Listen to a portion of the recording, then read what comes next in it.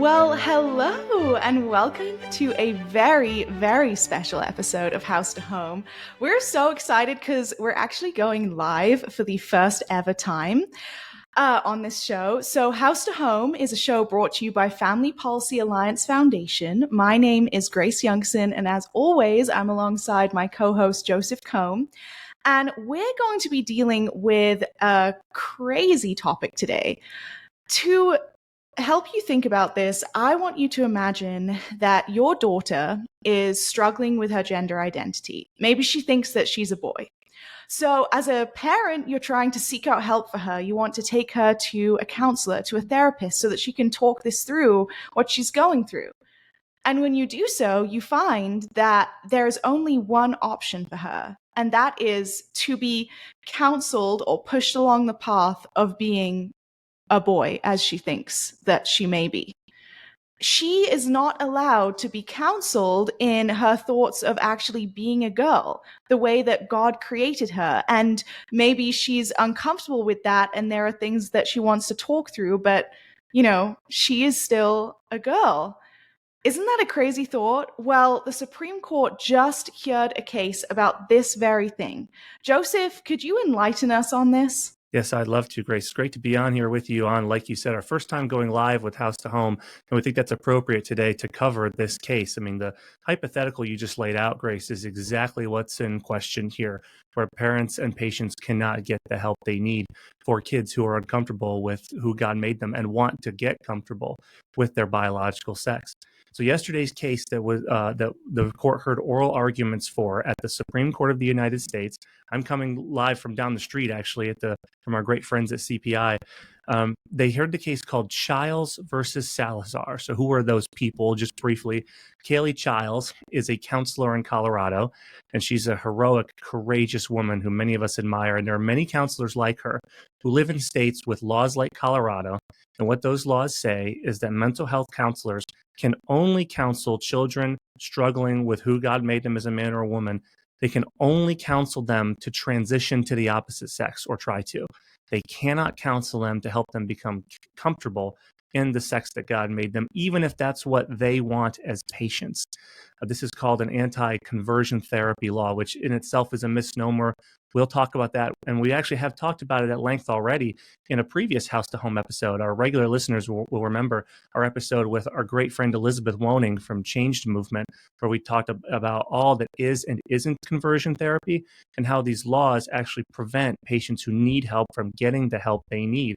For our audience, if you haven't listened to that episode, I would encourage you, please go back and listen to it and follow Elizabeth and Changed Movement on social media, because they are the best voices on this topic.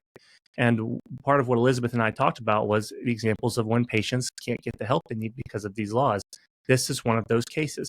So Kaylee Chiles represents essentially all of the mental health profession that has to live under these laws and is effectively being muzzled by these state laws. It's denying them their First Amendment freedom of speech and freedom of religion. So she's the first party, the petitioner in this case, versus Patty Salazar, which is her capacity as executive director of Colorado Department of Regulatory Agencies. That really just means the state of Colorado, who would be enforcing this law that muzzles counselors. So she sued to challenge this law because she wants to be able to practice her profession as a health counselor the way she thinks is right. And if a child wants her to help them come to terms with who he or she is as their biological sex, she can't do that under this law. So Kaylee Chiles is a courageous woman. She's represented by our great friends at the Alliance Defending Freedom. Jim Campbell, their senior legal counsel, argued the case on her behalf yesterday. We'll talk a little bit about what he did say during that argument. But Grace, if it's all right with you, I'd like to just say what's at stake in this case, because we at FBA have a lot caught up in this, don't we? Yes, absolutely. We have a lot of different things. Absolutely, I think you should outline those. Yeah. So first and foremost is our listeners will most be familiar with our Help Not Harm campaign, which for listeners who haven't heard of that before, this is our policy campaign, which you'd see on the front page of our website, to protect children from gender ideology, primarily by protecting them from gender transition procedures, which in this case means puberty blocking drugs, cross-sex hormones, and then actual sex change procedures. But before a patient ever gets to the point where they're really seriously considering gender transition procedures, they almost always have to see a mental health care professional who then directs them down that transition pipeline and refers them there. Kaylee Chiles represents all the mental health care professionals who do not want to participate in that therapist's office to plastic surgeon barbaric pipeline that many of these poor kids have been put into. And so that's why this case and the right of mental health care professionals to practice their craft the way they see fit is absolutely critical to achieving our help not harm vision to protect kids from gender ideology. So there's also obviously a lot of religious freedom caught up in this case. Mental health care professionals who are people of faith we know as part of our faith, God made each person male or female. There is no way to transition. And mental health care professionals should be able to practice their craft in accordance with their faith. This is also about a lot of healthcare autonomy. First, for the mental health care practitioners, they need to be able to practice their faith or practice their craft according to what they see as best.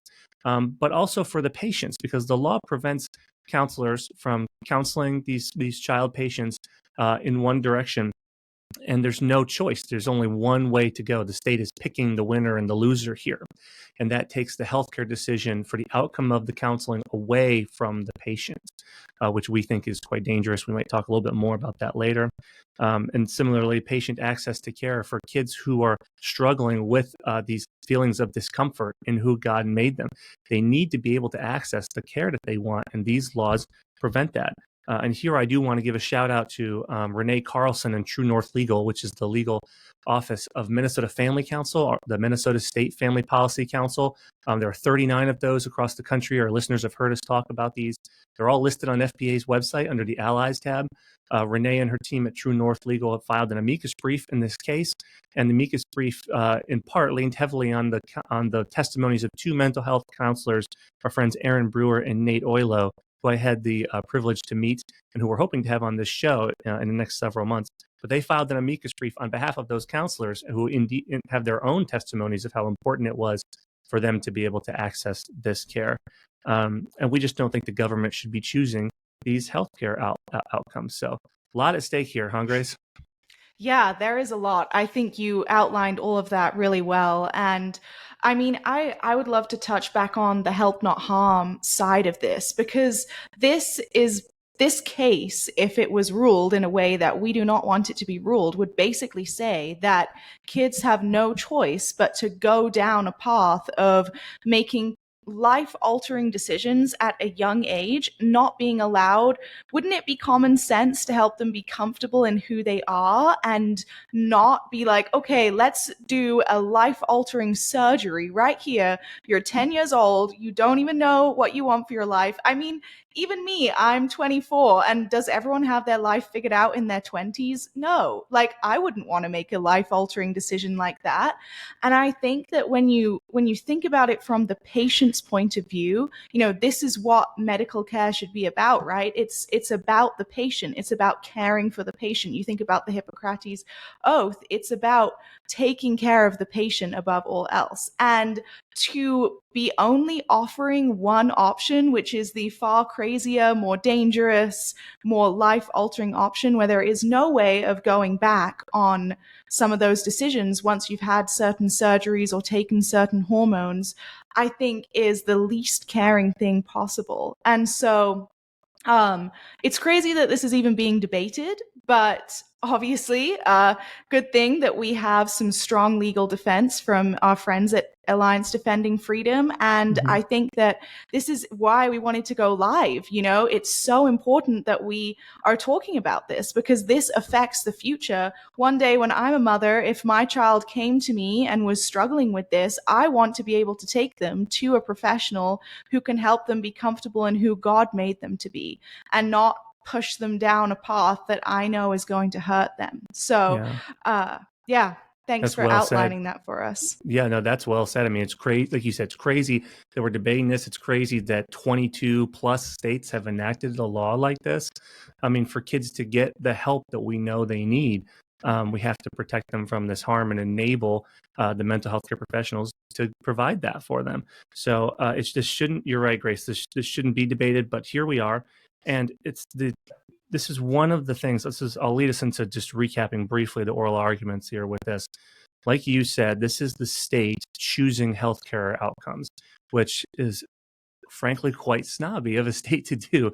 Just imagine the government saying, "We know you better than you know you, and we know what you need better than you do. So we're going to force that at law, and we're going to force every mental health care professional to be complicit in that."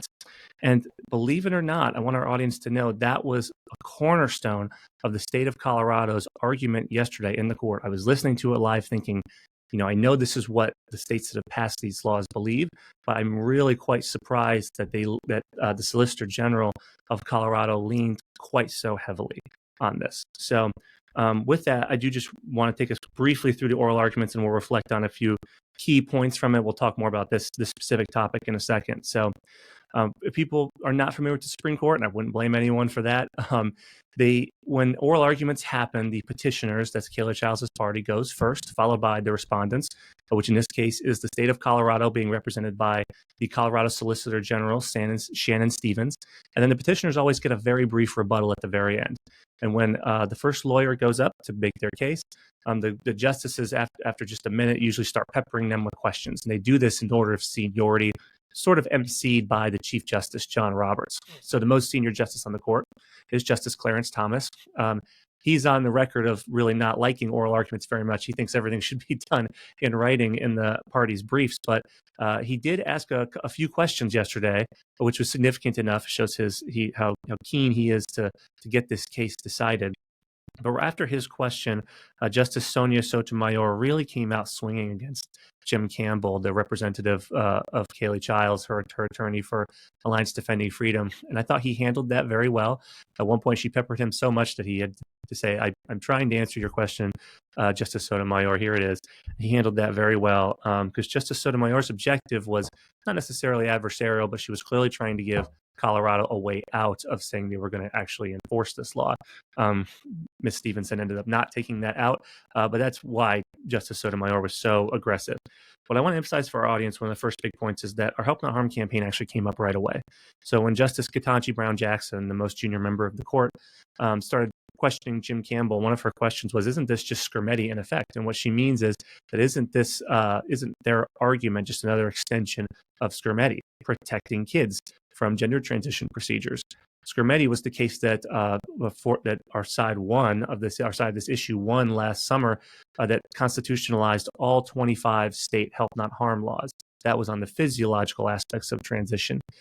So Ketanji Brown Jackson, Justice Jackson, made this connection herself, saying, isn't this just another aspect of Scrimeti? And she's right. Scrimeti is so important to this case, and this case is so important to Scrimeti and the Help Not Harm campaign in its effect. And I think even an unbiased observer of the court would have recognized that Justice Ketanji Brown Jackson, who was in the dissenting parties for Scrimeti, was still quite upset about how that ruling went, how our side of that issue won.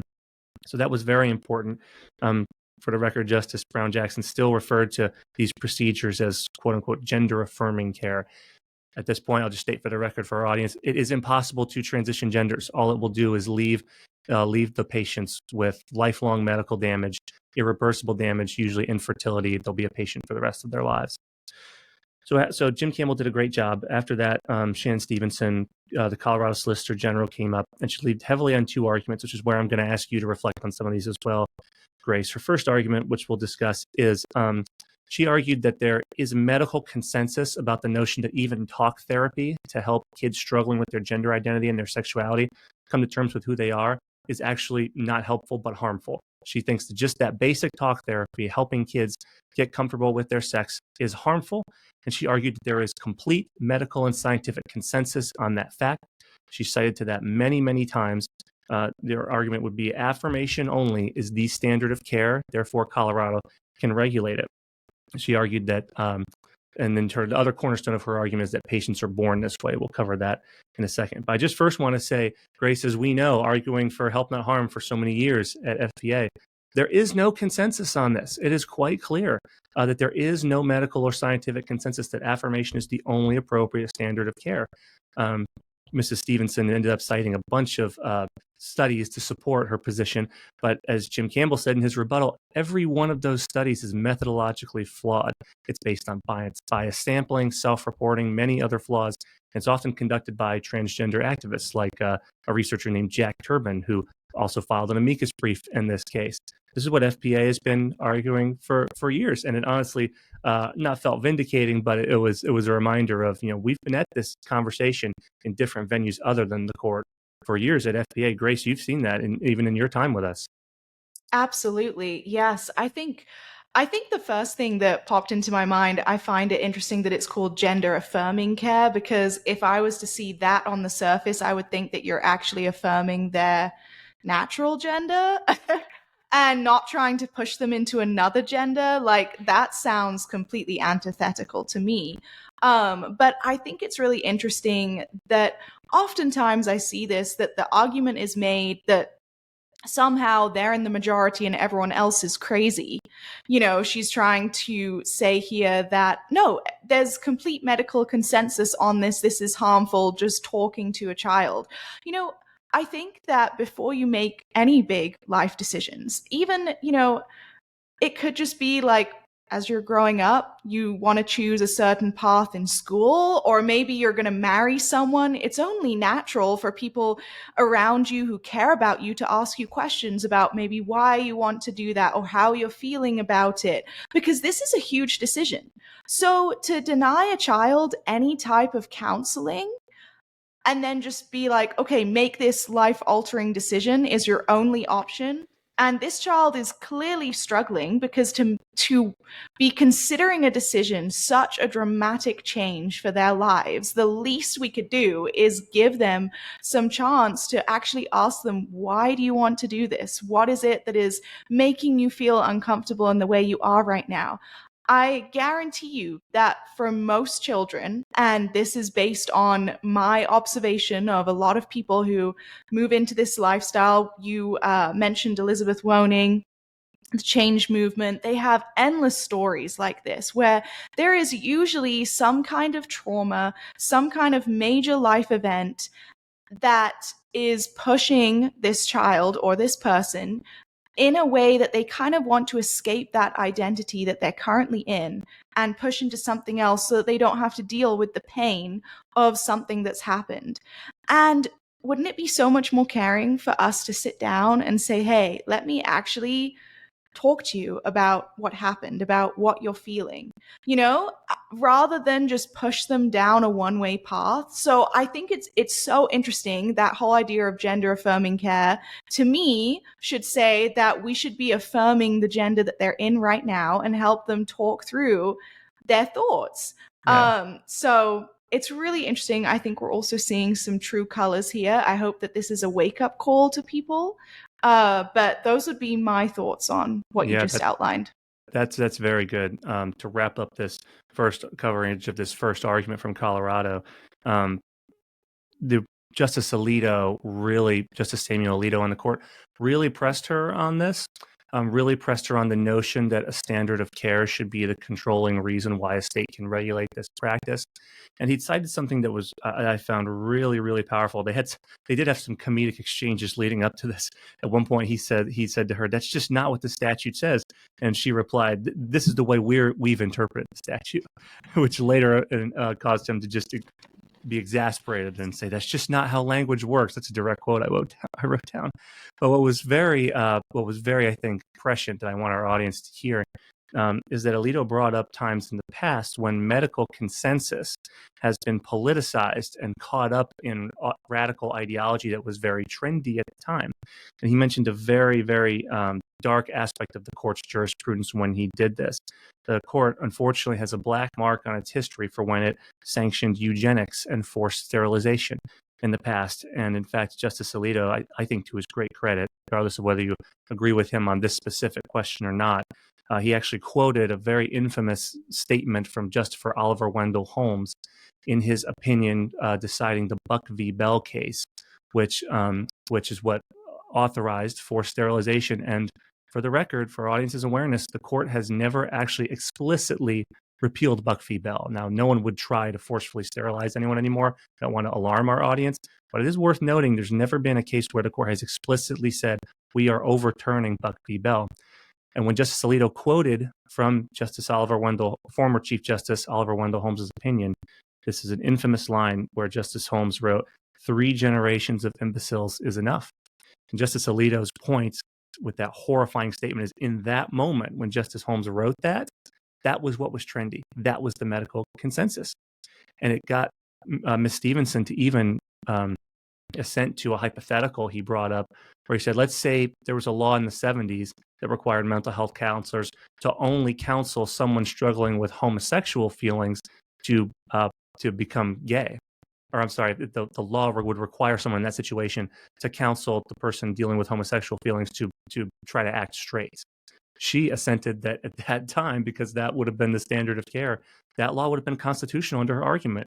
If that's not horrifying and tells you the danger of this medical consensus argument, especially when there actually isn't a medical consensus she can definitively point to, is deeply troubling. I do want to just cover the second half of her main argument, because it's also likewise telling. And like you said, Grace, it's even more of a wake-up call. She argued that this is the standard of care because all these feelings these kids are dealing with, that they might be the opposite sex or might be transgender, is actually innate. They are just, quote, born this way, end quote. She didn't use that exact phrase yesterday, but that's the argument we hear from the LGBT lobby oftentimes, is this is an innate characteristic. You are just born that way. As a lawyer, I found that to be maybe an unwise tactic, because in the Scrimetti ruling, the court made very clear transgenderism, at least, is not an immutable characteristic. But she really went with this, and so the argument would be, because it's innate, telling someone they are not what they actually are is harmful. So if a girl thinks she's a boy, you tell her she's a girl because she actually is innately a boy trapped in a girl's body. Telling her she's a girl is harmful. That's the idea. I found this to be very paternalistic. First of all, because there is zero evidence for this either. There's never been found a quote-unquote gay gene or any kind of scientific evidence that people are born innately in this. But in Christian theology has always dealt with what we would call disordered desires, or desire to do things that we either shouldn't or don't want to do. And we've always known that this is not immutable as Christians. Like human history, it's one long and often tragic story of science catching up to the Bible.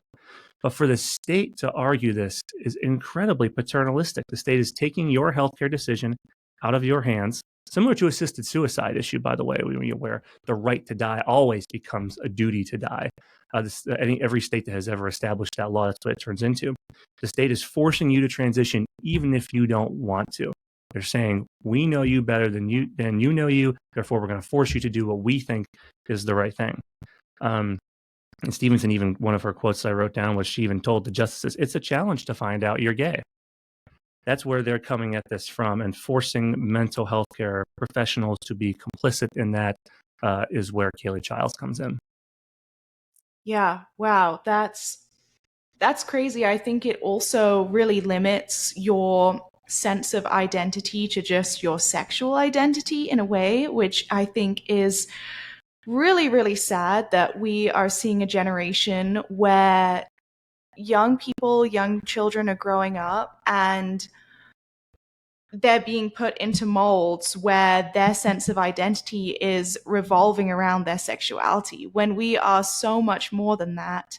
And to say that this is also innate, again, you're like trapping this child in this one line of thinking because they had a thought that went through their mind, oh, maybe I'm a boy. And it could be something as simple as, I'm attracted to playing with the boys rather than playing with the girls, or I want to go play soccer, or whatever it is, And, in school, kids say silly things. I remember being like called random things in school, and thankfully, most time you just let it go over your head. But if you start to go into that line of thinking that like, oh, maybe that thought that just flew through my brain, as do a million other random thoughts every single day, is actually who I am, and now I'm like trapped in this one way of thinking, this one identity, that's really, really concerning, And that's like a natural part of growing up, that you're discovering who you are. And you should be discovering who God has made you to be, especially as Christian parents.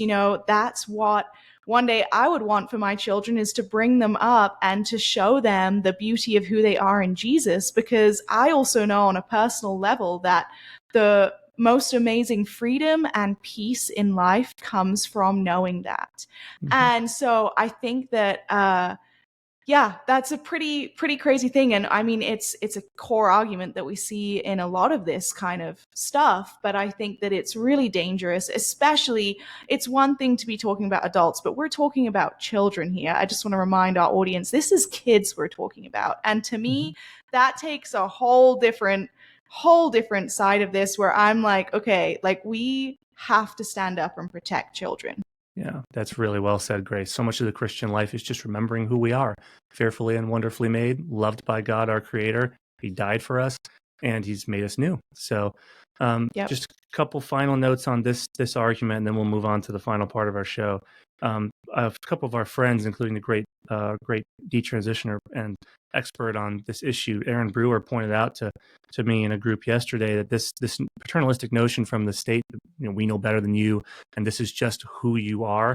It's dangerous because it tells people struggling with this, particularly kids, as you reminded us, Grace, that there's no hope for you if you have unwanted sexual feelings that you don't want to deal with. You want to get help for them to go away and live, according to your biological sex. They're saying there's no hope for that if that's what you want. And likewise, you follow the logic further. It means there's no hope for people with real dangerous sexual deviancies like pedophilia. You're telling pedophiles they can't get any help. And that's just the state saying that, of all things, is what should really disturb people. And I came across this one quote from C.S. Lewis yesterday, really randomly, but I think it really applies here, from Mere Christianity. He wrote in Mere Christianity, "Those who are seriously attempting chastity are more conscious and soon know a great deal more about their own sexuality than anyone else. They come to know their desires as Wellington knew Napoleon, as Sherlock Holmes knew Watson or knew Moriarty, as a rat catcher knows rats, or a plumber knows about leaky pipes. Virtue, even attempted virtue, brings light. Indulgence brings fog." And that's the contrast I want people to take away from this. This is what one state, actually 22 other states have said. But this is what we know as Christians. So I do want to just wrap up this summary of the oral argument by encouraging our audience. Fortunately, the court did not seem to agree with Ms. Stevenson. They seemed very well swayed that this was indeed a case of viewpoint discrimination against Ms. Chiles and all the healthcare professionals who do mental health counseling in Colorado, and hopefully in these other states as well. We've seen, because of Scrimeti, because of the support you, our audience, has given folks like FPA and this whole coalition to get us to a point of Scrimeti, we seem very well positioned to get a good outcome from this case, which is why, Grace, we should probably talk to people about what's next to expect from the court on this case. Absolutely, I agree. Well, we have, from our side of things, we plan to continue to cover this issue, keep you all updated on this case, as it's super important. And we plan to have Elizabeth back on the podcast and potentially interview some other guests, which I think you mentioned earlier as well, Joseph. Yeah. So we want to keep this well covered. I think that this is a really important issue, obviously. And I wanted to just say one other thing further to what you were just saying earlier, Joseph. This idea that you're kind of like stuck in one way of life is really anti the gospel, because the whole idea of the gospel is that Jesus came and rescued us from ourselves, from our unwanted desires, unwanted actions, and gave us new life. And so when you start to consider that, like, this is not just a political issue or a gender issue. This is literally a spiritual gospel issue. And That's so that well is why said. we have to be involved. So, Yeah. Joseph, when should we expect an opinion on this? So the earliest the court could rule is sometime early next year. It's more likely Okay. that it will be toward the end of the court's term. The court's term always ends when the month of June ends. So because this case could be considered controversial, the court often saves what it thinks to be its controversial rulings for the end. But it's very possible we could hear about this pretty early, around the April timeframe. which is why I'm glad you laid out what we're going to do leading up to that, Grace, on this show and for FBA. We're going to continue to cover this issue. We're going to have folks like Elizabeth back on. We want to have Renee Carlson and Nate Oilo back on to talk about how they felt about not just these oral arguments, but about this issue overall and where we go from here, depending on what the court does. So, and then, of course, when we do get this opinion, we are going to cover it on House to Home and from FBA. Hopefully, we'll be celebrating, but whatever happens, we know God's in control. And so, therefore, we're going to interpret and equip you to talk about it when that time comes. So, with that, but in the meantime, while we wait for it, we do just want to ask our audience, please pray for this case. We pray we would ask you to pray for Kaylee Chiles. We ask that you would pray for the Supreme Court justices and their clerks as they conference together and decide how they're going to rule as they write their opinions. Pray that justice would be done for Kaylee and for all mental health counselors all around this country. Their whole profession seems to be at stake in this case. And pray for the children whose access to care is at stake and the parents who have to protect them and watch over them and make the best decisions they can for their health care. Pray for them to have wisdom that they can access the care that they need. This is a justice issue and it's a healing issue. So we just pray you would we just ask that you would join us in prayer for all of those parties and for this issue as we wait. And the last thing I'll do is just give a shout out to our great friends at ADF once more. They did such a good job, not just arguing this case, but hosting us allies who are like-minded in this issue and who we mutually support our efforts to protect kids from gender ideology. They've done such a great job. Jim Campbell did an excellent job representing Ms. Chiles yesterday. And we're just really thankful to them. We're honored to partner with them and continue to do so till we see this world where kids can get the care they need and mental health care professionals are free to practice their work the way they see fit. So with that, Grace, any final thoughts before we sign off? I would just say go to our website, familypolicyalliance.com. You can find out more about our Help Not Harm initiative there. You can find out about our other initiatives. This ties in with the Let Parents Parent a little bit too. Yes. So please check that out. And we would love to hear from you as well. Write to us and share your thoughts on this and any stories you may even have as a parent.